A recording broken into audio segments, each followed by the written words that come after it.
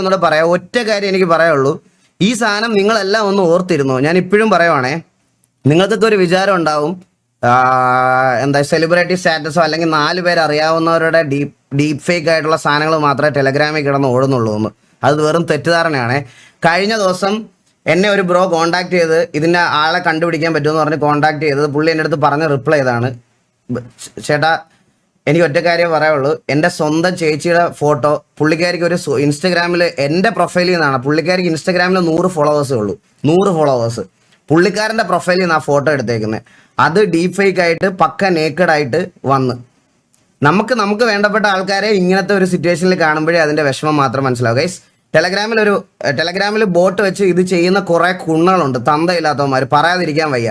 നിങ്ങൾ വെറുതെ ഒരു ഫോട്ടോ അവിടെ കൊണ്ട് കൊടുക്കുമ്പം ഇത് ശരിക്കും പറഞ്ഞാൽ ഞാനിത് പറയുന്നത് ചിലപ്പോൾ ഇവന്മാർക്ക് എക്സ്പോഷർ ആയിരിക്കും, ബട്ട് സ്റ്റിൽ ഞാൻ പറയുക, അത് ഫേസ് ചെയ്യാൻ പ്രിപ്പയർ ആയിരിക്കണം. നേരെ ചാടിക്കയറി അവിടുത്തെ ചൂടാവോ സത്യാവസ്ഥ എന്താണെന്ന് ചോദിക്കാതെ ഭയങ്കര പ്രൊഫഷണലായിട്ട് ഉണ്ടാക്കണം ഓരോ കുണ്ണങ്ങൾ, പറയാതിരിക്കാൻ വയ്യ.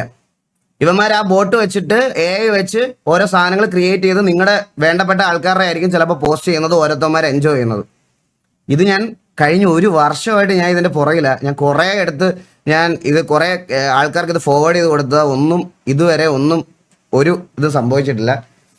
നോക്കാം, നിങ്ങൾക്കൊക്കെ ഈ അവസ്ഥ വരാതിരിക്കട്ടെ എന്നാണ് എൻ്റെ ഇത്. കാരണം ഇപ്പം എൻ്റെ പ്രൊഫൈലിൽ നിന്നും എൻ്റെ വൈഫിൻ്റെ പ്രൊഫൈലിൽ നിന്നും ഒക്കെ അവരുടെ സ്വന്തം ഫോട്ടോ എടുത്തിട്ട് ഇത് കുറേ നാളായിട്ട് ചെയ്യുന്നുണ്ട്.